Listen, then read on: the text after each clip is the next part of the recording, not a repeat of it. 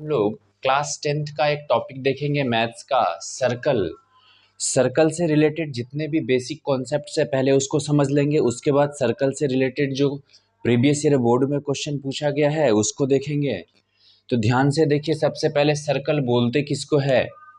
तो circle is a collection of all points in a plane which are equidistance from a fix point. मतलब circle बहुत सारे point का collection है किसी एक प्लेन में, जो जो कि ये पॉइंट जो है वो एक फिक्स पॉइंट से इक्विडिस्टेंस पर है। यानी कि वो जो फिक्स पॉइंट है वो मेरा सेंटर हो गया। मतलब सर्कल क्या है? बहुत सारे पॉइंट का कलेक्शन है जो कि एक फिक्स पॉइंट से इक्वी डिस्टेंस पे है। यानी कि यहाँ से यहाँ का डिस्टेंस, यहाँ से यहाँ का डिस्टेंस, या यहाँ से यहाँ का डिस्टेंस, या यहाँ से यहाँ का डिस्टेंस, या यहाँ से किसी भी पॉइंट का डिस्टेंस हमेशा क्या होगा? सेम होता है। और ये जो फिक्स पॉइंट है, इसी फिक्स पॉइंट को हम क्या बोलते हैं? सेंटर बोलते हैं। और इस सेंटर से लेके ये जो बाउंड्री तक का डिस्टेंस है इसको हम लोग क्या बोलते हैं? रेडियस बोलते हैं। और सेंटर से लेके यहाँ तक को हम रेडियस बोलते हैं, और कंप्लीट यहाँ से लेके यहाँ तक को क्या बोलते हैं? डायामीटर बोलते हैं। डायामीटर बोलते हैं। कहने का मतलब क्या है कि मान लेते हैं कि ये एक सर्कल है, सेंटर से यहाँ का डिस्टेंस हम जानते हैं r होता है, फिर इसको भी अगर इस तरफ मिला देंगे तो इस पूरे को हम लोग क्या बोलेंगे? d। और d इक्वल्स टू हमेशा होता है 2 इंटू आर, या r इक्वल्स टू हम बोल सकते हैं d/2। यानी कि रेडियस डायमीटर का हाफ होता है और डायमीटर रेडियस का डबल होता है। मतलब यहाँ से यहाँ का डिस्टेंस जितना होता है यहाँ से यहाँ का भी डिस्टेंस वही होता है, और दोनों मिला के होता है d। दोनों मिला को क्या बोलते हैं? d। मतलब r प्लस r दोनों मिला देंगे तो डायमीटर हो जाएगा। तो डायमीटर समझ में आ गया होगा। अब ध्यान से देखिए, अगर मान लेते हैं कोई एक सर्कल है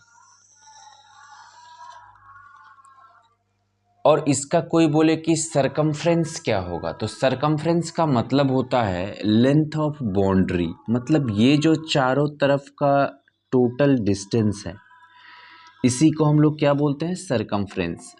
लेंथ ऑफ टोटल बाउंड्री जिसको हम लोग बोलते हैं सरकमफ्रेंस। सरकमफ्रेंस, और वो होता है सर्कल का सरकमफ्रेंस कितना होता है? 2 पाई आर। आर क्या हो गया मेरा? सेंटर से लेके बाउंड्री तक का डिस्टेंस जिसको हम लोग रेडियस बोलते हैं। आई होप सर्कल का इंट्रोडक्शन समझ में आ गया होगा आप लोग को। अभी हम लोग आगे बढ़ेंगे। हम लोग बिल्कुल जीरो से लास्ट तक जितने भी सर्कल के कॉन्सेप्ट होता है वो सारे देखेंगे। तो हम लोग क्या देखें तो कुछ नहीं है, अभी बस इंट्रोडक्शन देखें। Good. Why are you laughing man? अगर सर्कल के किसी एक पॉइंट को कोई लाइन टच कर रहा है, अगर सर्कल के किसी एक पॉइंट को कोई लाइन टच करता है तो हमेशा इस लाइन को हम टेंजेंट बोलते हैं। क्या बोलते हैं? टेंजेंट। ये बिल्कुल क्लियर रखना है कि सर्कल के एक पॉइंट को अगर कोई लाइन टच करेगा तो वो टेंजेंट होगा। सर्कल के अगर 2 पॉइंट को कोई लाइन टच करेगा तो उसको हम लोग बोलते हैं कॉर्ड। क्या बोलते हैं? कॉर्ड। और सर्कल को अगर 2 पॉइंट को कट करते हुए आगे कोई लाइन बढ़ जाए, ये तीनों अलग अलग चीज़ें, ध्यान से देखिए। अगर सिंगल पॉइंट को टच करेगा तो टेंजेंट, 2 पॉइंट को टच करेगा तो कॉर्ड, और अगर 2 पॉइंट को कट करते हुए आगे बढ़ जाएगा तो ये होता है सीकेंट। ये तीनों चीज़ बिल्कुल क्लियर होना चाहिए। ये जो कॉर्ड है इसके बारे में एक चीज़ समझना है, जो सर्कल का लॉन्गेस्ट कॉर्ड होता है उसको हम क्या बोलते हैं, डायमीटर। ये जो डायमीटर होता है वो सर्कल का लॉन्गेस्ट कॉर्ड होता है। देखो डायमीटर भी क्या, सर्कल के 2 पॉइंट को टच कर रहा है। अगर टच कट करके आगे निकलता तब तो सीकेंट होता, लेकिन अगर 2 पॉइंट को टच कर रहा है तो उसको हम क्या बोलेंगे, ये भी एक कॉर्ड ही है सर्कल का, लेकिन ये सर्कल का लार्जेस्ट कॉर्ड है। Clear? Tangent, secant, diameter and chord clear हो गया होगा। अभी हम लोग आगे बढ़े। गुड। तो अब हम लोग कुछ बेसिक्स कॉन्सेप्ट को देख लिए हैं, तो अभी थ्योरम की तरफ बढ़ते हैं। क्या, सीकेंट हो गया, टेंजेंट हो गया, कॉर्ड हो गया, ठीक है। पहला थ्योरम क्या बोल रहा है, the tangent at any point of a circle is perpendicular to the radius through point of contact. क्या बोल रहा है, मैं क्वेश्चन लिख देता हूं।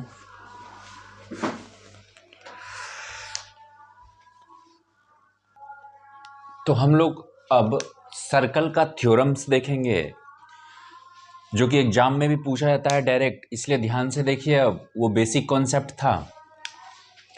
थ्योरम 1 क्या बोलता है, the tangent at any point of a circle is perpendicular to the radius through the point of contact. क्या बोल रहा है कि एक जो सर्कल है इसका अगर कहीं भी एक टेंजेंट बनाते हैं तो जिस पॉइंट पे ये टच कर रहा है, टेंजेंट का मतलब क्या हो गया कि सर्कल के एक पॉइंट को टच करेगा। बोल रहा है कि अगर रेडियस से एक लाइन हम ड्रॉ करेंगे पॉइंट ऑफ कांटेक्ट को पे, अगर रेडियस को पॉइंट ऑफ कांटेक्ट से हम मिलाएंगे तो बोल रहा है कि ये हमेशा परपेंडिकुलर होगा, यानी कि ये 90 डिग्री एंगल बनाएगा। फिर से देखिए, the tangent at any point of a circle is perpendicular to the radius through the point of contact. मतलब टेंजेंट जिस पॉइंट पे टच करता है सर्कल को, अगर हम रेडियस को उस पॉइंट से मिला दे तो रेडियस हमेशा परपेंडिकुलर होता है इसके टेंजेंट के, यानी कि 90 डिग्री एंगल बनाता है। यही ये थ्योरम बता रहा है, ठीक है। अभी हम लोग नेक्स्ट थ्योरम देखेंगे। तो अब हम लोग थ्योरम 2 देखेंगे। ये थ्योरम हर साल रिपीट होता है एग्जाम में, बोर्ड एग्जाम में, तो ध्यान से इसे याद रखना है। इस थ्योरम पे बेस्ड क्वेश्चंस आते हैं। थ्योरम नहीं पूछते हैं उतना, लेकिन इस थ्योरम पे बेस्ड क्वेश्चंस आते हैं, तो उसको समझना बिल्कुल ज़रूरी है। देखिए हर साल में ये पूछा जाता है, हर साल। तो क्या है, the length of the tangents drawn from an external point of a circle are equal. The length of the tangents, मान लेते हैं कि एक सर्कल मेरा ये है। क्या बोल रहा है कि एक एक्सटर्नल पॉइंट से अगर 2 टेंजेंट को हम ड्रॉ करते हैं, मान लेते हैं एक ये है और इसी पॉइंट से एक टेंजेंट ड्रॉ करते हैं इस पे दूसरा, इसको मान लेते हैं ये P है, इसको मान लेते हैं A है, इसको मान लेते हैं B, ठीक है। तो क्या बोल रहा है, the length of the tangents drawn from an external point of a circle are equal. मतलब किसी सर्कल के एक्सटर्नल पॉइंट से अगर किसी सर्कल पर हम टेंजेंट टू टेंजेंट ड्रॉ करते हैं, इसी पॉइंट से दोनों को ड्रॉ करते हैं, तो हमेशा इन दोनों का लेंथ इक्वल होगा, यानी कि PA हमेशा PB के इक्वल होगा। चाहे हम कहीं से भी अगर एक ही पॉइंट से 2 टेंजेंट ड्रॉ करते हैं सर्कल पे, एक ही पॉइंट से, तो हमेशा PA और PB इक्वल होगा। या हम ऐसा भी बोल सकते हैं, अगर 2 टेंजेंट किसी एक पॉइंट पे जाके मिल जाता है तो ये पॉइंट PA और PB हमेशा इक्वल होगा। दोनों में आप जैसे समझे कि मतलब अगर किसी एक पॉइंट से टू टेंजेंट को हम ड्रॉ करते हैं सर्कल पे तो हमेशा इन दोनों का लेंथ सेम होता है, या किसी दो टेंजेंट अगर किसी एक पॉइंट पे जाके मिल जाए, मान लेते हैं कि एक दो टेंजेंट इधर का और इधर का यहाँ पे आके मिल गया, मतलब ये CB और CA हमेशा इक्वल होगा। क्लियर? तो अब हम लोग नेक्स्ट थ्योरम को देखेंगे। तो नेक्स्ट थ्योरम हम लोग देखेंगे friends, if two tangent are drawn from an external point then, अगर हम टू टेंजेंट को ड्रॉ करते हैं, मान लेते हैं ये एक्सटर्नल पॉइंट यहाँ P से अगर ड्रॉ कर लिए, तो और क्या क्या सेम होता है इस चीज़ को ध्यान से देखिए। अगर टू टेंजेंट को हम किसी एक्सटर्नल मतलब इस सर्कल के बाहर किसी पॉइंट से ड्रॉ करते हैं, तो एक तो हमने अभी देखा कि PA और PB इक्वल होता है। क्या होता है? PA बराबर PB, ये इक्वल होता है। पहले ये लिख लीजिए, यहाँ पे बताएंगे सही से क्या बोल रहा है। If two tangent are drawn from an external point then they subtended equal angle at the centre. दूसरा है they are equally inclined to the line segment joining the centre to that point. इसका meaning हम लोग समझाएंगे, screenshot ले सकते हैं आप। ठीक है, बंद नहीं।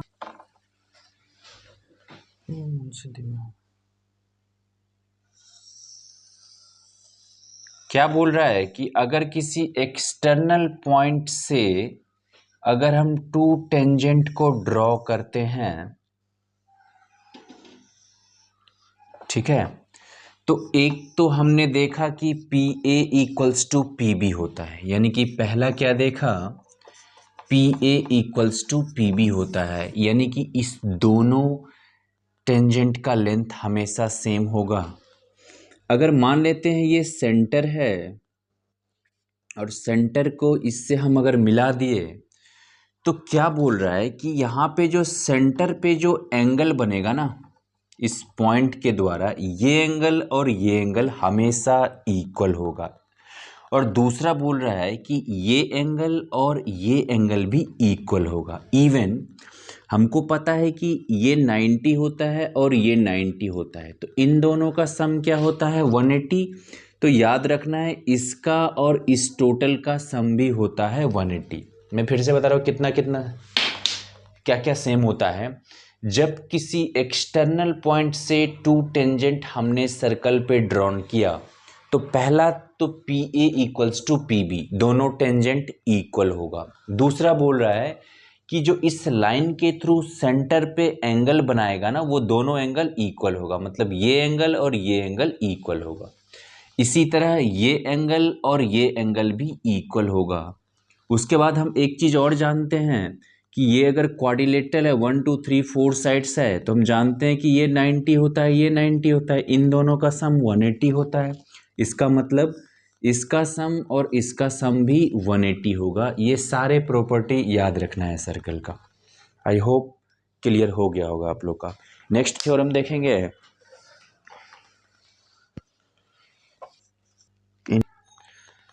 नेक्स्ट थ्योरम हम लोग देखेंगे, थ्योरम है in two concentric circles the chord of the larger circles which touches the smaller circle bisected at the point of center contact। Sorry, क्या बोल रहा है? To concentric circle, concentric circle बोलते हैं जिस सर्कल का सेंटर सेम हो।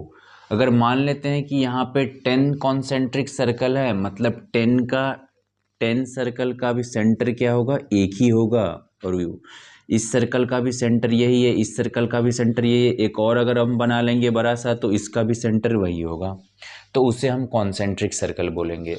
तो क्या बोल रहा है कि to concentric circle which touches the smaller circle, क्या बोल रहा है? A larger circle which touches the smaller circle, एक लार्जर सर्कल का अगर एक कॉर्ड बनाए हम जो कि स्मॉलर सर्कल को टच कर रहा है, तो जिस पॉइंट पे टच करेगा ना, ये पॉइंट इस कॉर्ड को हाफ हाफ में डिवाइड कर देगा।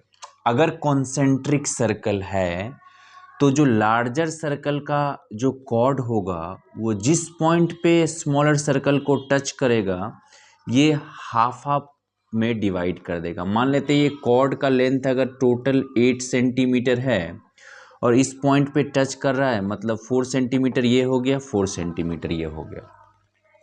अगर 3 कॉन्सेंट्रिक सर्कल देखें हम इस तरह का, मान लेते हैं ये लार्जर सर्कल है, यहाँ पे अगर एक कॉर्ड हम बना देते हैं तो जिस पॉइंट पे यहाँ पे टच करेगा ना, ये इसको 2 इक्वल पार्ट्स में डिवाइड कर देगा अगर ये कॉन्सेंट्रिक सर्कल होगा तो। जैसे ये 10 सेंटीमीटर है तो 5 सेंटीमीटर 5 सेंटीमीटर। एक बार फिर से देखिए क्या है, in 2 concentric circles the chord of the larger circle which touches the smaller circle bisected at the point of contact। मतलब जो लार्जर सर्कल है, अगर 2 कॉन्सेंट्रिक सर्कल है तो लार्जर सर्कल का जो भी कॉर्ड है जिस पॉइंट पे टच करेगा स्मॉलर सर्कल को, ये पॉइंट ऑफ कांटेक्ट इस लाइन को 2 इक्वल पार्ट्स में डिवाइड करेगा। मतलब अगर टोटल 10 है तो ये 5 सेंटीमीटर और ये 5 सेंटीमीटर ये बोल रहा है। समझ में आया? अब कितना भी कॉन्सेंट्रिक सर्कल है उस पे अगर हम सबसे बड़ा सर्कल से अगर कॉर्ड बनाएंगे तो जिसको टच करेगा एक पॉइंट पे, वो पॉइंट ऑफ कांटेक्ट हमेशा उस कॉर्ड को 2 इक्वल पार्ट्स में डिवाइड करेगा। कंडीशन होना चाहिए कि वो कॉन्सेंट्रिक सर्कल होना चाहिए। नेक्स्ट थ्योरम हम लोग देखेंगे, क्या बोल रहा है, the tangent drawn at the end of a diameter of a circle are parallel. कहने का मतलब क्या है कि अगर कोई सर्कल हमने बनाया और एक डायमीटर हमने बना लिया, ये डायमीटर है, डायमीटर का मतलब वो हमेशा सेंटर से पास होगा। अगर इसके दोनों एंड, डायमीटर के दोनों एंड पॉइंट पे एक अगर हम टेंजेंट को ड्रॉ करेंगे इस तरफ और इस तरफ भी, तो हमेशा ये और ये लाइन पैरेलल होगा, यानी कि CD हमेशा EF के पैरेलल होगा, CD पैरेलल होगा EF का। फिर से सुनिए, the tangent drawn at the end of a diameter of a circle are parallel। किसी भी डायमीटर के एंड पॉइंट पे अगर हम टेंजेंट ड्रॉ करेंगे तो हमेशा ये टेंजेंट और ये टेंजेंट दोनों पैरेलल होगा। क्लियर? तो इस क्लास में हम लोग यहाँ तक ही देखते हैं। नेक्स्ट क्लास में हम लोग देखेंगे बाकी के थ्योरम्स जो बचे होंगे। अभी शायद कुछ ही 1-2 थ्योरम बचा होगा और जो भी प्रीवियस ईयर के क्वेश्चंस है उसको देखेंगे नेक्स्ट वीडियो में। ठीक है, अभी तक के लिए धन्यवाद।